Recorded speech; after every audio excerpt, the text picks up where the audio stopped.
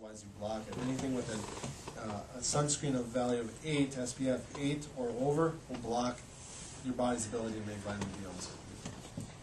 How would you know when to, like, when you know you have enough? Yeah, you so know? basically, if you would look at the UV index of the day, and let's say it was a UV of 3 outside, and you wanted to get some sun, you were going to try to make vitamin D, and you were a skin type of, let's say, 3, you occasionally burn, you slowly tan, you just look at skin type 3, UV of 3 to 5, you need to be in the sun for about 20 to 30 minutes. Unless you're 50. Unless you're 50, then you need to be More. twice. Yeah, then you need to be twice that. You need to be there in the sun before you put the sunscreen on? Yep, you need to be in the sun for about 40 minutes before you would apply the sunscreen. The sunscreen's not good, The actually. sunscreen will It block blocks it, yeah. the body's ability to make vitamin D. Now, the other problem with the sun is potentially it does cause skin cancer, and so that's the question. You don't want to get burned because burning will definitely lead to skin cancer. We don't want to do that. So, obviously, this is tough to do, impossible to do in Minnesota, tough to do for most people. Most people don't have 3 days a week to spend outside with 50 to 75% of their body exposed for that period of time. What about like light and snow reflection? I've got the worst tan of my life, and I was skiing in British Columbia in the mountains. Yeah, you know, I know that the snow will reflect that back. So the same as being on the lake can reflect that back. That would probably change things. It would still matter of what is the UV index, can your body make it, and what percent of your body is being exposed. I would think that you probably didn't have a whole lot of skin exposed when you're skiing, but maybe you did. It was warm out. I mean, I've been in places where it's like that, where like in the Arctic. Sure. 10 minutes. Yeah. You're going to have a tan on your face like no tomorrow just due to reflection. Yep, so that will make a difference. No, how does that work, I say, for water or snow or something like that for different areas? I mean, do you just go by the UV index and then chop it in half? I would say, you know, I don't know that answer. I guess it would depend. But not enough of your skin's getting exposed anyway. Right. Or what if you're on a boat and you're in the water? I mean, a water reflection, that'd get you in a split second. Yeah, Right. Yep. So I guess I'm not sure of that answer, but I'm sure that the reflection would make a difference. So you probably would want to potentially apply sunscreen sooner. So that I would err on the side of not burning. Yeah. That's the idea. You can take get your sun a different day when you're not being double exposed. Yeah. Yeah. All right. Take So, your vitamins. are you at risk? I did put a quiz on there so we know if we're at risk. Basically, there's a couple different questions. Do you have skin type 4, 5, or 6, which basically means it's harder for you to tan? Is your BMI over 30? I put a little equation on there. Basically, take your weight divided by your height. Look at that. Are you an infant that's being breastfed that isn't on vitamin D formula?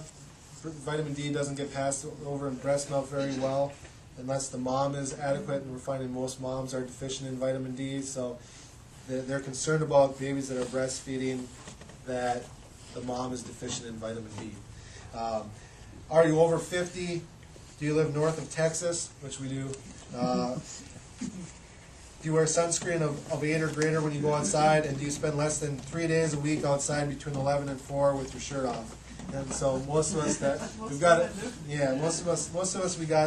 a few of those. So for most of us in Minnesota, we're over a 5, which would be a very high risk for having deficient vitamin D. So when most people get their vitamin D levels checked, they're deficient. Almost everybody is. So that means that we probably need to take some supplements. Second thing we can look at is, do you have any of these symptoms? Fatigue, joint pain throughout your body, muscle pain, uncontrolled weight gain, high blood pressure, restless sleep, poor concentration, headaches, bowel or bladder problems. Those are all symptoms of vitamin D deficiency. Low vitamin D leads to a weak immune system, including autoimmune diseases like MS, diabetes, Crohn's, rheumatoid arthritis. Low vitamin D is cancer, depression, dementia, fatigue, obesity, heart disease, high blood pressure, weak bones, and osteoporosis. So the only one that we always used to talk about was the weak bones and teeth. Now we've learned a lot more in the last few years. So obesity, I'll put a picture of a little giraffe right here. So hopefully he's not deficient in vitamin D. But basically what vitamin D, being low in vitamin D, will cause depression, which leads to inactivity. People that are depressed don't move around a whole lot. It makes us fatigued. We end up with weak muscles. We need vitamin D to get calcium into our bloodstream. We need calcium in the bloodstream to help the muscles work. And if we don't have enough, we're going to have weak muscles. And then with weak muscles, we're going to burn less fat. Our metabolism will just go down. The other thing that low vitamin D does is it causes cortisol to be released. And so, has anybody heard of cortisol? It's on TV all the time. Yeah. You've heard the commercial Relicore and cortisol. So here's what cortisol does. Cortisol causes us to crave sugar. It's a stress hormone. And so in the wintertime, when we see these animals that the sunlight is getting less, let's say a bear, and the sunlight is getting less, they start to release cortisol, which causes them to start to crave to eat more. It causes them to store their food as fat. And so cortisol makes us store fat, burn sugar. It makes us crave sugar. So it starts to get these animals ready for hibernation. So they eat and they eat and they eat and they store and they store and they store so that they're ready for the long winter to come. So as the sunlight levels are getting dimmer, it's nature's way of telling our body, hey, sunlight is getting less, winter's coming, you need to eat more food to survive over the winter because food sources are going to be scarcer. It also causes us to sleep. It causes poor sleep. So people that have a high amount of cortisol, people that are under a lot of stress, typically we find that they're not sleeping very well, and typically we find that they're fatigued and tired. Other things cause our blood pressure to go up, and so as our body releases stress hormone, we can look at our little chart here. Here's things that happen. It's kind of like that fight or flight response. If we're walking down the road and a dog jumps out at us, our body's going to get us ready to either A, fight this dog off, or B, run away from the dog. And so cortisol helps our body to get sugar into the bloodstream, so we've got lots of energy to run away. Our blood pressure goes up to pump the blood into the arms and the legs so we can have lots of energy to run away or fight. Our body gets ready to clot the blood in case something would attack us, so if we do get injured, we can survive. And then normally insulin would pull the blood sugar levels down. We become resistant to that so that our blood sugar levels will stay high so we have lots of energy left for running and fighting, which insulin resistance is diabetes. So a lot of these different problems that we're going to see comes back down to this stress response. Vitamin D causes the stress response.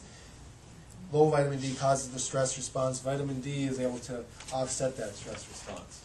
And so diabetes, vitamin D helps our pancreas, the little organ in the middle part of our body, helps our body make insulin and then also secrete insulin. So the problem with diabetes is we're not making enough insulin, we're not using our insulin correctly. Vitamin D helps our body make insulin and secrete it.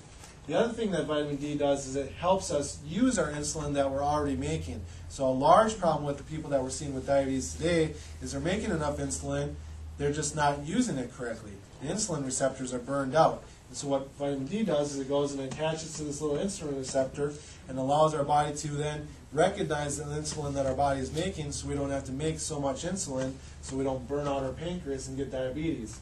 So it helps our body use the insulin that we already have. Unchecked insulin, too much insulin causes cancer. Too much insulin causes a decrease in our immune system. We don't want unchecked insulin. So lots of studies show that vitamin D helps prevent and reduce complications of type 2 diabetes. Now they did a study of over 1,000 kids with type 1 diabetes, which is where your body attacks the pancreas and your body just doesn't make any insulin. That's an autoimmune disease. And what they found is that these kids that were supplementing with vitamin D reduced their odds of getting type 1 diabetes drastically. So this is in infants and children. That's where type 1 diabetes happens, where your body attacks its own pancreas. Heart disease, high blood pressure. Vitamin D